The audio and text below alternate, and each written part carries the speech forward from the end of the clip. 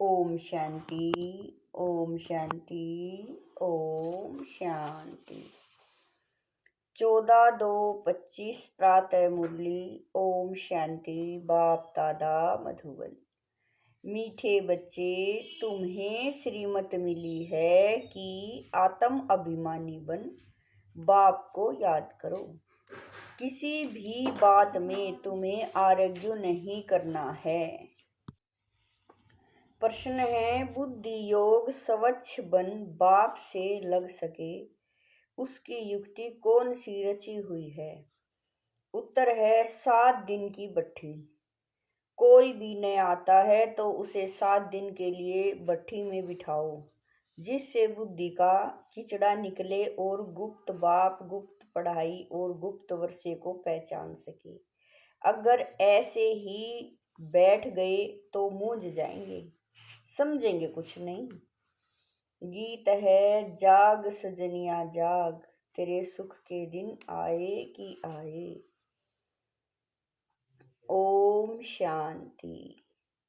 बच्चों को ज्ञानी तो आत्मा बनाने के लिए ऐसे ऐसे जो गीत हैं वह सुनाकर फिर उसका अर्थ करना चाहिए तो वाणी खुलेगी। मालूम पड़ेगा कि कहाँ तक सृष्टि के आदि मध्य अंत का ज्ञान बुद्धि में है।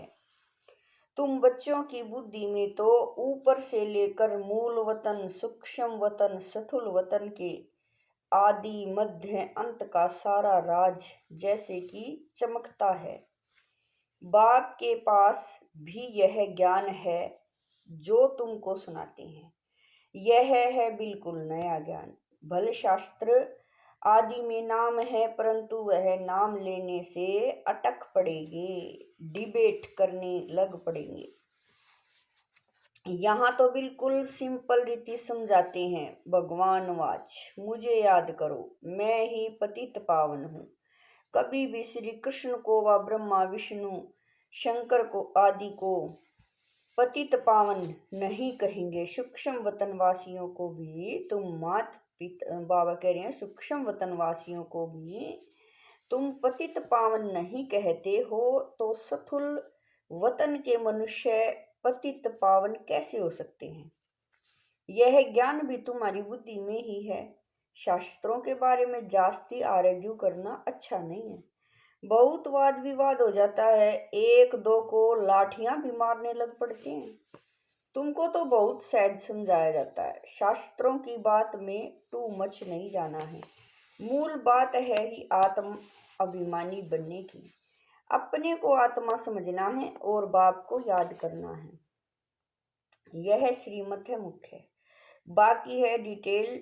बीज कितना छोटा है, बाकी झाड़ का विस्तार है। जैसे बीज में सारा ज्ञान समाया हुआ है, वैसे यह सारा ज्ञान भी बीज में समाया हुआ है। तुम्हारी बुद्धि में बीज और झाड़ आ गया है। जिस प्रकार तुम जानते हो और कोई समझ न सके। झाड़ की आयु ही लंबी लिख दी है। आप बाबा कह रहे हैं, बाप बैठ बीज और झाड़ व ड्रामा चक्र का राज समझाते हैं। तुम हो स्वदर्शन चक्रधारी। कोई नया आए, बाबा महिमा करे कि स्वदर्शन चक्रधारी बच्चों, तो कोई समझ न सके। वह तो अपने को बच्चे ही नहीं समझते हैं। यह बाप भी गुप्त है तो नॉलेज भी गुप्त है, वर्षा भी गुप्त है। नया कोई भी सुनकर मूंझ पड़ेगा। इसीलिए 7 दिन की भट्ठी में बिठाया जाता है। यह जो 7 रोज भागवत व रामायण आदि रखते हैं, वास्तव में यह इस समय 7 दिन के लिए भट्ठी में रखा जाता है, तो बुद्धि में जो भी सारा किचड़ा है वह निकले और बाप से बुद्धि योग लग जाए। यहाँ सब है रोगी। सतयुग में यह रोग होते ही नहीं। यह आधा कल्प का रोग है। 5 विकारों का रोग बड़ा भारी है। वहां तो देही अभिमानी रहते हैं। जानते हो, हम आत्मा एक शरीर छोड़ दूसरा लेती हैं। पहले से साक्षात्कार हो जाता है। अकाले मृत्यु कभी होता नहीं। तुमको काल पर जीत पहनाई जाती है। काल काल महाकाल कहते हैं। महाकाल का भी मंदिर होता है, सिख लोगों का फिर अकाल तख्त है। वास्तव में अकाल तख्त यह भ्रुकुटी है, जहाँ आत्मा विराजमान होती है। सभी आत्माएं इस अकाल तख्त पर बैठी हैं, यह बाप बैठ समझाते हैं। बाप को अपना तख्त तो है नहीं, वह आकर इनका यह तख्त लेते हैं। इस तख्त पर बैठकर तुम बच्चों को ताऊसी तख्त नशीन बनाते हैं। तुम जानते हो वह ताऊसी तख्त कैसा होगा जिस पर लक्ष्मी नारायण विराजमान होते हैं। ताऊसी तख्त तो गाया हुआ है ना। विचार करना है, उनको भोलानाथ भगवान क्यों कहा जाता है। भोलानाथ भगवान कहने से बुद्धि ऊपर चली जाती है। साधु संत आदि अंगुली से इशारा भी ऐसे देते हैं ना कि उनको याद करो। यथार्थ रीति तो कोई जान नहीं सकते।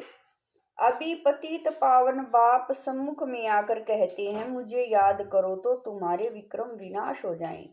गारंटी है, गीता में भी लिखा हुआ है। परंतु तुम गीता का एक मिसाल निकालेंगे तो वह 10 निकालेंगे, इसीलिए दरकरार नहीं।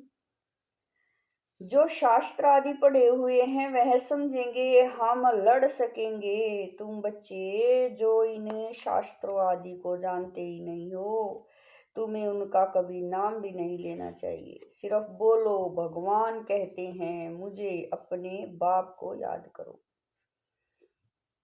उनको ही पतित पावन कहा जाता है। गाते भी हैं, पतित पावन सीताराम। सन्यासी लोग भी जहां तहां धुन लगाते रहते हैं। ऐसे मतांतर तो बहुत है ना। यह गीत कितना सुंदर है। ड्रामा प्लान अनुसार कलप कलप ऐसे गीत बनते हैं जैसे कि तुम बच्चों के लिए ही बनाए हुए हैं। ऐसे ऐसे अच्छे अच्छे गीत जैसे नैनहीन को राह दिखाओ प्रभु। प्रभु कोई श्री कृष्ण को थोड़ा ही कहते हैं, प्रभु व ईश्वर निराकार को ही कहेंगे। यहाँ तुम कहते हो बाबा परम पिता परमात्मा है तो वह भी आत्मा ना। भक्ति मार्ग में बहुत टू मच चले गए हैं। यहाँ तो बिल्कुल सिंपल बात है। अल्फ और बे, अल्फ अल्लाह, बे बादशाही। इतनी तो सिंपल बात है। बाप को याद करो तो तुम स्वर्ग के मालिक बनेंगे। बरोबर यह लक्ष्मी नारायण स्वर्ग के मालिक संपूर्ण निर्विकारी थे, तो बाप को याद करने से ही तुम ऐसा संपूर्ण बनेंगे। जितना जो याद करते हैं और सर्विस करते हैं उतना वह ऊंच पद पाते हैं। वह समझ में भी आता है। स्कूल में स्टूडेंट समझते नहीं है क्या कि हम कम पढ़ते हैं, जो पूरा अटेंशन नहीं देते हैं तो पिछाड़ी में बैठे रहते हैं तो जरूर फेल हो जाएंगे। अपने आप को रिफ्रेश करने के लिए ज्ञान के जो अच्छे अच्छे गीत बने हुए हैं उन्हें सुनना चाहिए। ऐसे ऐसे गीत अपने घर में रखनी चाहिए, किसी को इस पर समझा भी सकेंगे कैसे माया का फिर से परछाया पड़ता है। शास्त्रों में तो यह बातें हैं नहीं कि कल्प की आयु 5000 वर्ष है, ब्रह्मा का दिन और ब्रह्मा की रात आधा आधा है। यह गीत भी कोई ने तो बनाए हैं। बाप बुद्धिवानों की बुद्धि है तो कोई की बुद्धि में आया है जो बैठ बनाया है। इन गीतों आदि पर भी तुम्हारे पास कितने ध्यान में जाते थे। एक दिन आएगा जो इस ज्ञान के गीत गाने वाले भी तुम्हारे पास आएंगे। बाप की महिमा में ऐसा गीत गाएंगे जो घायल कर देंगे। ऐसे ऐसे आएंगे। ट्यून बाबा कह रहे हैं ट्यून पर भी मदार रहता है। गायन विद्या का भी बहुत नाम है। अभी तो ऐसा कोई है नहीं, सिर्फ एक गीत बनाया था, कितना मीठा कितना प्यारा। बाप बहुत ही मीठा बहुत ही प्यारा है, तब तो सब उनको याद करते हैं। ऐसे नहीं कि देवताएं उनको याद करते हैं। चित्रों में राम के आगे भी शिव दिखाया है। राम पूजा कर रहा है, यह है रोंग। देवताएं थोड़ा ही किसी को याद करते हैं, याद मनुष्य करते हैं। तुम भी अभी मनुष्य हो, फिर देवता बनेंगे। देवता और मनुष्य में रात दिन का फर्क है, वही देवताएं फिर मनुष्य बनते हैं। कैसे चक्कर फिरता रहता है, किसी को भी पता नहीं है। तुमको भी अभी पता पड़ा है कि हम सच सच देवता बनते हैं, अभी हम ब्राह्मण हैं। नई दुनिया में देवता कहलाएंगे, अभी तुम वंडर खाते हो। यह ब्रह्मा खुद ही जो इस जन्म में पहले पुजारी था, श्री नारायण की महिमा गाते थे, नारायण से बड़ा प्रेम था। अब वंडर लगता है हम सो बन रहे हैं, तो कितना खुशी का पारा चढ़ना चाहिए। तुम हो अननोन वॉरियर्स, नॉन वायोलेंस, सचमुच तुम डबल अहिंसक हो। न काम कटारी न वह लड़ाई, काम अलग है, क्रोध अलग चीज है, तो तुम हो डबल अहिंसक। नॉन वायोलेंस सेना, सेना अक्षर से उन्होंने फिर सेनाएं खड़ी कर दी हैं। महाभारत लड़ाई में मेल्स के नाम दिखाए हैं, फीमेल्स नहीं है। वास्तव में तुम हो शिव शक्तियां। मेजोरिटी तुम्हारी होने कारण शिव शक्ति सेना कहा जाता है। यह बातें बाप ही बैठ समझाते हैं। अभी तुम बच्चे नवयुग को याद करते हो, दुनिया में कोई को भी नवयुग का मालूम नहीं है। वह तो समझते हैं नवयुग 40,000 वर्ष बाद आएगा। सतयुग नवयुग है, यह तो बड़ा क्लियर है। तो बाबा राय देते हैं ऐसे ऐसे अच्छे गीत भी सुनकर रिफ्रेश होंगे और किसी को समझाएंगे भी। यह सब युक्तियां हैं, इनका अर्थ भी सिर्फ तुम ही समझ सकते हो। बहुत अच्छे अच्छे गीत हैं, अपने को रिफ्रेश करने के लिए यह गीत बहुत मदद करते हैं। अर्थ करना चाहिए तो मुख भी खुल जाएगा, खुशी भी होगी। बाकी जो जास्ती धारणा नहीं कर सकते हैं उनके लिए बाप कहते हैं, घर बैठे बाप को याद करते रहो, ग्रस्त व्यवहार में रहते सिर्फ यह मंत्र याद रखो, बाप को याद करो और पवित्र बनो। आगे पुरुष लोग पत्नी को कहते थे, भगवान को तो घर में भी याद कर सकते हैं, फिर मंदिरों आदि में भटकने की क्या दरकार है। हम तुमको घर में मूर्ति दे देते हैं, यहाँ बैठ याद करो, धक्का खाने क्यों जाती हो। ऐसे बहुत पुरुष लोग स्त्रियों को जाने नहीं देते थे। चीज तो एक ही है, पूजा करना है और याद करना है। जबकि एक बार देख लिया फिर तो ऐसे भी याद करते हैं। श्री कृष्ण का चित्र तो कॉमन है, मोर मुकुटधारी। तुम बच्चों ने साक्षात्कार किया है, कैसे वहां जन्म होता है वह भी साक्षात्कार किया है। परंतु क्या तुम उसको फोटो निकाल सकते हो? एक्यूरेट कोई निकाल न सके, दिव्य दृष्टि से सिर्फ देख ही सकते हैं, बना नहीं सकते। हाँ, देख कर वर्णन कर सकते हो, बाकी वह पेंट आदि नहीं कर सकते। भले होशियार पेंटर हो, साक्षात्कार भी करे तो भी एक्यूरेट फीचर्स निकाल न सके। तो बाबा ने समझाया, कोई से आरग्यू जास्ती नहीं करना। बोलो तुमको पावन बनने से काम और शांति मांगते हो तो बाप को याद करो और पवित्र बनो। पवित्र आत्मा यहाँ रह न सके, वह चली जाएगी वापिस। आत्माओं को पावन बनाने की शक्ति एक बाप में है, और कोई पावन बना नहीं सकता। तुम बच्चे जानते हो यह सारी स्टेज है, इस पर नाटक होता है। इस समय सारी स्टेज पर रावण का राज्य है, सारे समुद्र पर सृष्टि खड़ी है। यह बेहद का टापू है, वह है हद के।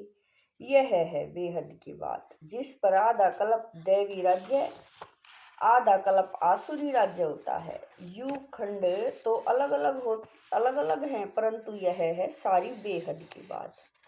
तुम जानते हो, हम गंगा जमुना नदी के मीठे पानी के कंठे पर ही होंगे, समुद्र आदि पर जाने की दरकरार नहीं रहती। यह जो द्वारिका कहते हैं वह कोई समुद्र के बीच होती नहीं है, द्वारिका कोई दूसरी चीज नहीं है। तुम बच्चों ने सब साक्षात्कार किए हैं। शुरू में यह संदेशी और गुलजार बहुत साक्षात्कार करती थी, इन्होंने बड़े पार्ट बजाए हैं। क्योंकि भट्ठी में बच्चों को बहलाना था तो साक्षात्कार से बहुत बहुत बहले हैं। बाप कहते हैं फिर पिछाड़ी में बहुत बहलेंगे, वह पार्ट फिर और है। गीत भी है ना, हमने जो देखा सो तुमने नहीं देखा, बहुत जल्दी जल्दी साक्षात्कार करते रहेंगे। जैसे इम्तिहान के दिन नज़दीक होते हैं तो मालूम पड़ जाता है कि हम कितने मार्क्स से पास होंगे। तुम्हारी भी यह पढ़ाई है, अभी तुम जैसे नॉलेजफुल हो बैठे हो।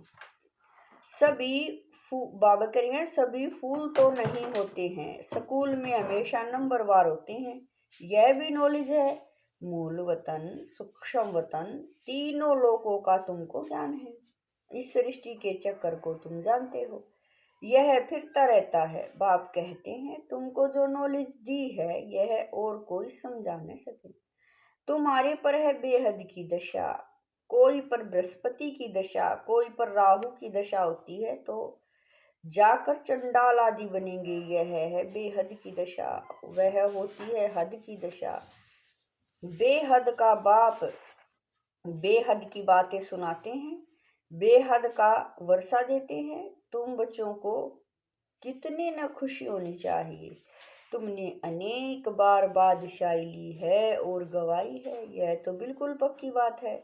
नथिंग न्यू, तब तुम सदैव हर्षित रहेंगे।